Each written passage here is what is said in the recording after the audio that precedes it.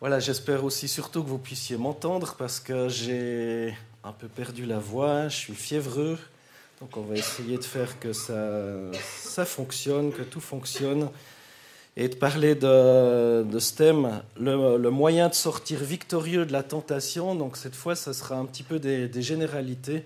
Une prochaine fois, je parlerai un peu plus de cas concrets, de lutte par rapport à la tentation, mais cette fois un peu plus de généralité. Vous voyez ce verset affiché, veillez et priez. Ouh là là, ma voix qui déraille. Veillez et priez afin que vous ne tombiez pas dans la tentation. L'esprit est bien disposé, mais la chair est faible. Matthieu 26, verset 41. C'est vrai qu'on a souvent des bonnes dispositions de cœur, des bonnes résolutions parfois, mais c'est important de rester veillant et priant. Alors j'aimerais parler ce matin de ce sujet brûlant, la tentation. Chaque humain, chrétien ou non, devra faire face à la tentation de commettre le mal, la tentation d'avoir des mauvaises pensées. La tentation est partout. On ne peut pas l'ignorer que votre faiblesse s'appelle argent, sexualité, pouvoir, débauche, etc. Il y en a pour tous les goûts. Tout est prêt pour vous amener à la convoitise. Et je crois qu'il n'y a jamais eu de génération aussi tentée que la nôtre. On est constamment harcelé par des affiches publicitaires, Internet, la télévision, la mode, même pour vendre des yogourts. Enfin, on est obligé des fois d'afficher des choses bizarres. Bien sûr, la tentation, ce n'est pas une invention d'aujourd'hui, mais je crois qu'aujourd'hui, elle se développe parce qu'elle est répandue, accessible par tous, surtout au travers de la télévision, d'Internet et bien d'autres choses. Alors, quelle est la définition de la Bible concernant la tentation ? C'est tout simplement, selon moi, une incitation à pécher. Une incitation à pécher. Et on va voir un petit peu les sources de la tentation, vous les voyez. Satan, le monde et notre propre chair. Alors Satan, il n'y a pas besoin de le définir, on en a déjà parlé, c'est aussi le thème de l'année. Soumettez-vous donc à Dieu, résistez au diable et il fuira loin de vous.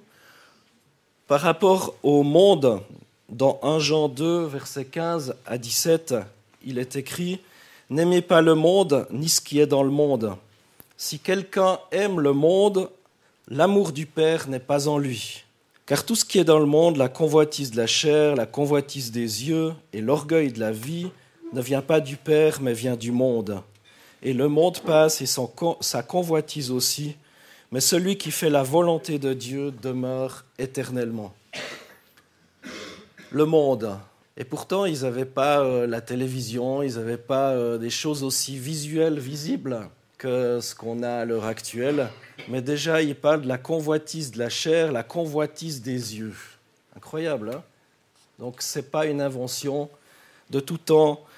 Donc, Satan, le monde, et notre propre chair.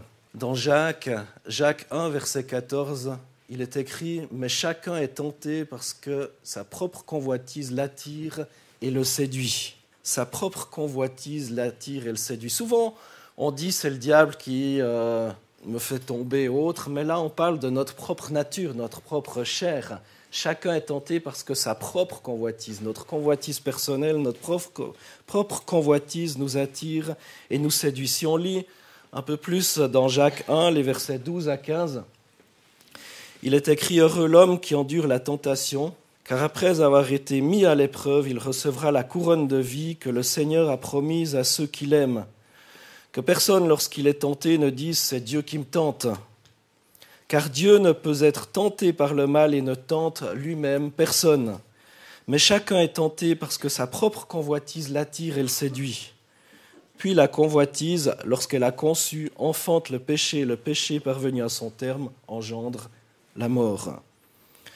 Dieu ne nous tente pas de faire le mal, mais il est parfois obligé de nous éprouver pour nous faire comprendre qu'on s'égare. Et lorsqu'on cède aux sollicitations du diable, c'est pourquoi la phrase qu'on connaît bien, qui est proclamée dans les églises, ne nous conduit pas dans la tentation ou ne nous soumet pas à la tentation, l'épreuve, est aussitôt suivie de « mais délivre-nous du mal » ou du malin. Si par le renouvellement de l'intelligence, Dieu nous délivre des pièges du malin, il n'aura pas besoin de nous conduire dans l'épreuve pour nous en faire sortir. Car de toute manière, toute épreuve a une issue pour l'enfant de Dieu. Dieu veille toujours à doser le niveau de la tentation, de l'épreuve, selon ce qu'on est capable de résister. Dans 1 Corinthiens 10, verset 13, il est écrit « Aucune tentation ne vous est survenue qui n'ait été humaine. Dieu est fidèle et ne permettra pas que vous soyez tentés au-delà de vos forces, mais avec la tentation, il donnera aussi le moyen d'en sortir pour que vous puissiez la supporter. » La tentation ou l'épreuve. Parfois c'est traduit par tentation, parfois c'est épreuve. Tenter ou éprouver au-delà de vos forces. Les mots tentation et tenter en grec peirasmos utilisent ici cette double signification. Tenter, tentation, épreuve.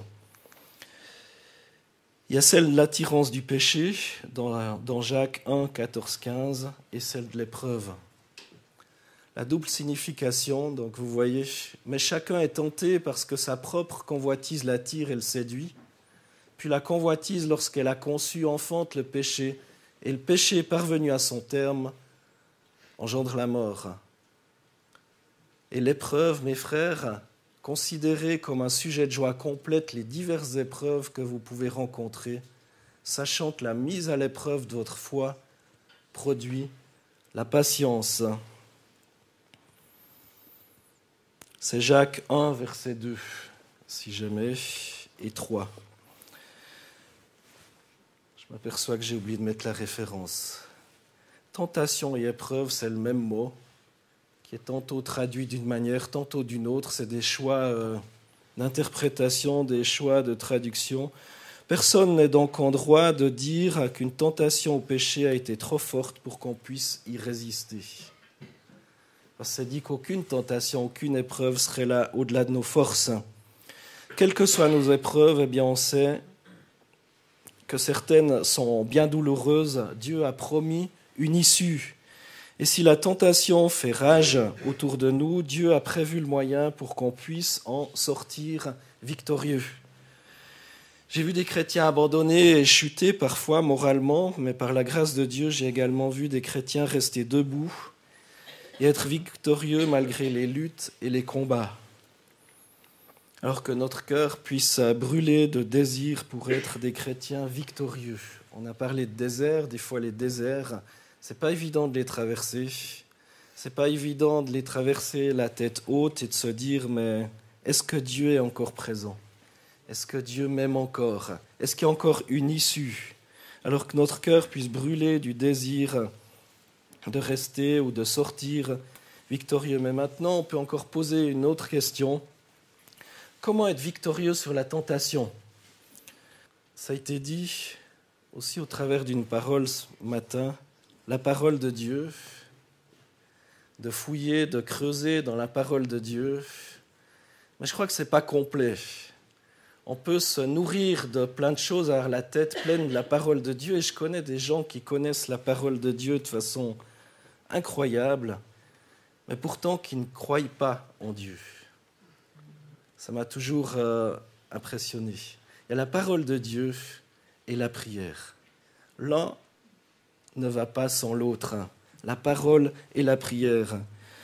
Vous pouvez vous dire qu'il y a deux réponses. Premièrement, la parole. Deuxièmement, la prière. Mais il n'y a pas la parole et la prière, mais ça fait qu'un. Ça fait qu'un. Vous ne pouvez pas dire maintenant c'est la parole de Dieu et après c'est la prière. Ça doit faire un tout. On ne peut pas lire la parole de Dieu sans être dans une attitude de prière. Autrement, eh bien, on s'égare, on risque de s'égarer. Lisez la Bible sans prier, vous succomberez à la tentation par manque de puissance. Priez sans lire la Bible et vous tomberez par manque de jugement et de connaissance. Donc c'est important de discerner les lignes de la tentation, discerner les ruses du diable.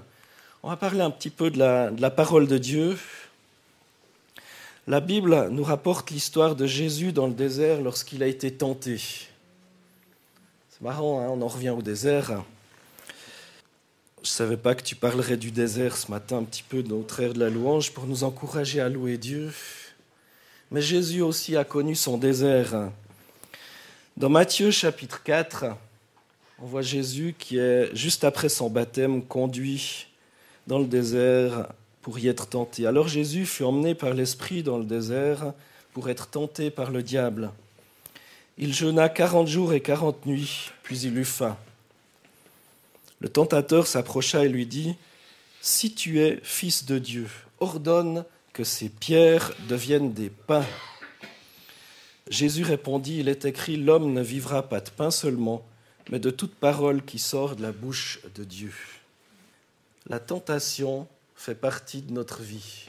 Je ne sais pas si vous êtes déjà posé la question, mais il est où le problème dans ce que le diable dit à Jésus ? Jésus est bel et bien le Fils de Dieu. Des pierres qui deviennent du pain, ce n'est certainement pas un problème pour lui. Il a pu faire tomber de la manne dans le désert et bien d'autres choses. L'épreuve permet de tester la qualité d'une chose ou d'une personne. L'or est éprouvé par le feu et face à la tentation, on sait qui on est. Mais quand on regarde à cette première tentation avec un regard purement humain, on ne voit pas le mal. Satan reconnaît que Jésus est le Fils de Dieu. Il dit à Jésus : « Change cette pierre en pain afin que tu puisses manger. » Et pourtant, derrière ça, Satan veut faire pécher Jésus dans un domaine précis. Le danger de cette tentation, c'est qu'elle invite Jésus à agir indépendamment de la volonté de Dieu.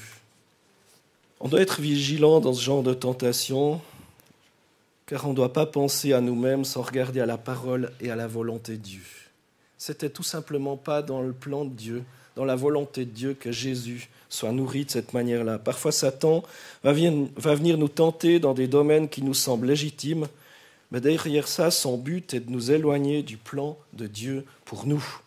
Alors soyons vigilants par rapport à différents genres de tentations, car c'est une des plus subtiles. Tout paraissait légitime, Jésus avait faim, 40 jours, 40 nuits en jeûnant, dans le désert en plus. Ça ne devait pas être évident. Et quand une chose se présente à nous, posons-nous toujours cette question : en faisant ça, est-ce que je fais la volonté de mon Dieu ?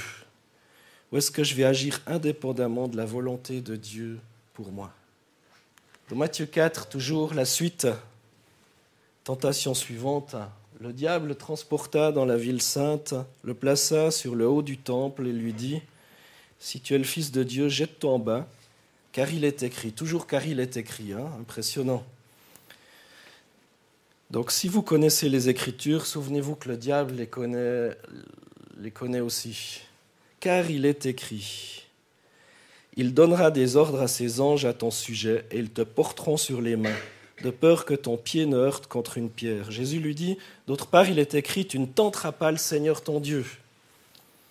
Et cette deuxième tentation est bien différente des autres. Effectivement, cette tentation a pour but de tenter Jésus à tenter Dieu. Vous est-il arrivé de tenter Dieu parfois ? Il est écrit. Parfois, des personnes nous disent des paroles de Dieu, des prophéties. Je suis tout à fait pour les prophéties, hein, c'est juste, mais c'est aussi dit d'examiner les choses, que l'esprit des prophètes est soumis aux prophètes. Il y a un cadre biblique aussi pour la prophétie. Et parce qu'on a reçu une parole qui semble venir de Dieu, eh bien on prend la direction indiquée à 100% sans prendre le temps de méditer dans la prière et la parole ce qui a été annoncé. Jésus aurait pu foncer tête baissée. Les paroles de Dieu, paroles de connaissance, prophéties doivent être des éclaircissements et des confirmations de ce qui est déjà dans notre cœur. Ce n'est pas une incitation à faire des bêtises. Bien souvent, on lit des versets et on se jette dans le vide. Puis lorsqu'on se trouve au fond du ravin, on lève le poing contre Dieu. On avait tellement d'envie par rapport à certaines choses. On tombe sur un verset et boum, badaboum, il nous semble que c'est la confirmation et on fonce et finalement on va chuter, on va tomber. On ne va pas comprendre pourquoi on chute, pourquoi on tombe, pourquoi on s'aplatit. Mais en même temps, on n'a pas pris le temps de demander à Dieu, à Jésus, sa confirmation. On n'a pas pris le temps de vérifier dans la parole de Dieu si ce qui nous a été dit était vrai. Et la foi, c'est un fruit de l'esprit dans Galates 5, 22. Elle doit s'exercer aussi dans la maturité. Et pour avoir ce fruit, on doit avoir des racines plantées dans la prière et dans la parole de Dieu. L'un ne va pas sans l'autre. Ça fait un tout. La vie chrétienne nous amènera inexorablement à sortir de notre zone confort, mais ça doit être un appel de Dieu et pas un délire personnel où on va tenter Dieu. Jamais un délire personnel où on va tenter Dieu, faire des choses complètement folles, parce que c'est vrai, il est écrit dans la parole de Dieu, mais si Dieu ne te demande pas de faire cette chose-là, ça a beau être écrit dans la parole de Dieu, eh bien tu te trompes. Se placer volontairement dans une situation dangereuse n'est pas un signe de foi, mais une provocation envers Dieu. Et la troisième tentation, le diable le transporta encore sur une montagne très haute, lui montra tous les royaumes du monde et leur gloire, et lui dit « Je te donnerai tout cela si tu te prosternes et m'adores. » Jésus lui dit « Retire-toi, Satan, car il est écrit, tu adoreras le Seigneur ton Dieu, et à lui seul tu rendras un culte. » Dieu le Père avait déjà promis le trône à Jésus, et la volonté de Dieu était de conduire le Fils au trône par le chemin de la croix. Et le diable propose à Jésus de l'obtenir sans la croix. Si tu te prosternes, je te donnerai tout cela si tu te prosternes et m'adores. Jésus avait bien plus, vu qu'il est le roi des rois, le Seigneur des seigneurs. C'est la tentation de réussir sans le chemin de la croix. Et cette tentation a fait tomber un grand nombre de chrétiens. Et on veut les réalisations des promesses de Dieu dans notre vie sans porter notre croix.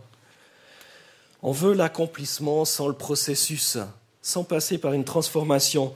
Et on doit bien comprendre que la réussite de ceux qui se prosternent devant Satan, eh bien cette réussite, elle est que passagère, parce que Satan est déjà déchu. Satan nous attire par des choses matérielles et temporelles, mais Dieu nous attire par les trésors du ciel, des choses qui ne passeront pas, qui n'ont ni commencement ni fin. Et en réalisant ça, eh bien, on peut se poser certaines questions. Quelle est la place du compromis dans les buts de ma vie ? Est-ce qu'il y a des formes de compromis dans les buts de ma vie ? Et une autre question, les choses de ce monde sont-elles plus importantes que les trésors du ciel et le royaume de Dieu ? Maintenant qu'on a étudié ces trois tentations auxquelles a dû faire face notre Seigneur Jésus, posons une autre question encore. De quelle manière Jésus a répondu à Satan ? De quelle manière Jésus va répondre au diable ? Eh bien, en se servant de la parole de Dieu. Jésus se servait de l'arme de la parole pour contrer les plans du diable. Parce que si le diable connaissait la parole de Dieu, si le diable connaît la parole de Dieu, on est appelé à la connaître également. En se servant de la parole, Jésus se servait de cette arme. Plusieurs tombent dans le péché par ignorance. Et je crois que c'est une invitation juste que de nous encourager à lire la parole de Dieu, à la méditer, à l'étudier, à s'imprégner, à s'imbiber de cette parole de Dieu. On peut lire plein de bouquins, plein de livres, plein de commentaires, mais seule la parole de Dieu est cette parole de vie. De plus en plus, nous sommes dans une société où les gens mélangent le bien et le mal, et lorsqu'ils viennent à Dieu, ils n'ont plus de repères, le bien étant appelé mal et le mal étant appelé bien. Et connaître les Écritures est une clé de victoire sur les tentations.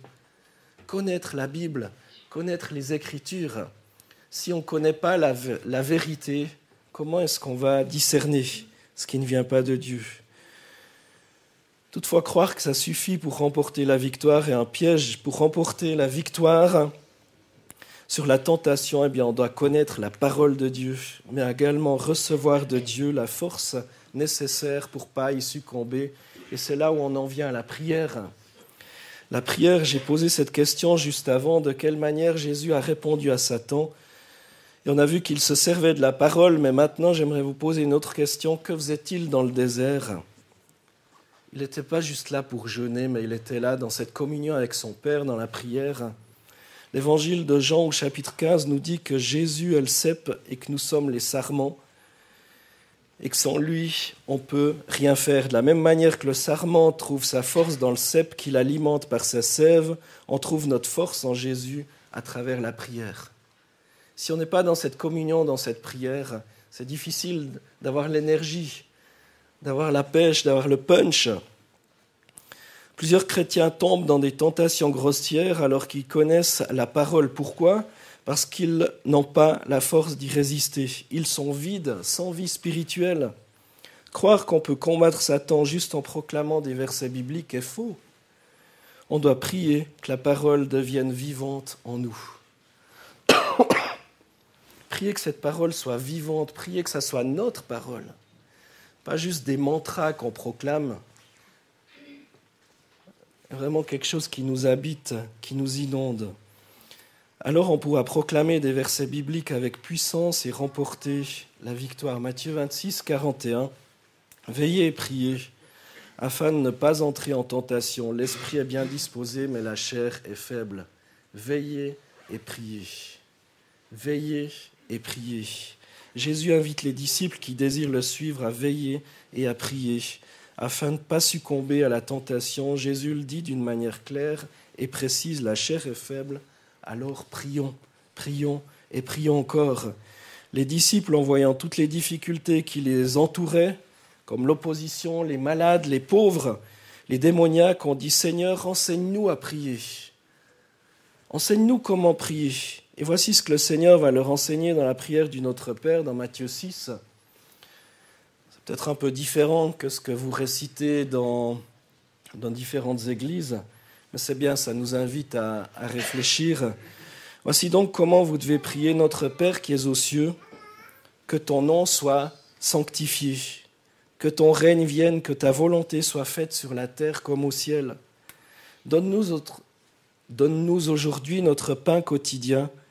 Pardonne-nous nos offenses comme nous aussi nous pardonnons à ceux qui nous ont offensés.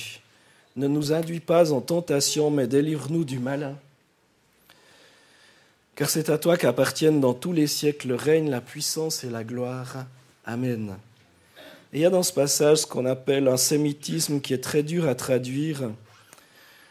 Dans un premier abord, on pourrait croire que c'est Dieu qui nous induit dans la tentation, mais la Bible déclare d'une manière formelle, Jacques 1, verset 13, que personne, lorsqu'il est tenté, ne dise « c'est Dieu qui me tente », car Dieu ne peut être tenté par le mal et il ne tente lui-même personne.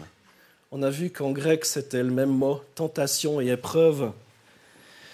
La plupart des versions ont traduit le verset différemment en disant « ne nous laisse pas entrer dans la tentation », c'est la version de la Colombe.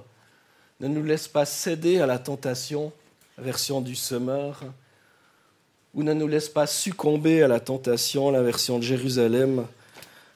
La chose primordiale à retenir, c'est de prier le Seigneur quotidiennement, nous garder de la tentation du tentateur. Et il y a autour de nous une activité démoniaque et on a besoin de veiller et de prier pour ne pas nous laisser séduire. Alors je vais conclure ce matin ce message. Autour de nous, et ça sera le thème de mon prochain message, autour de nous, il y a un monde démoniaque qui n'a qu'un seul désir, faire tomber les enfants de Dieu.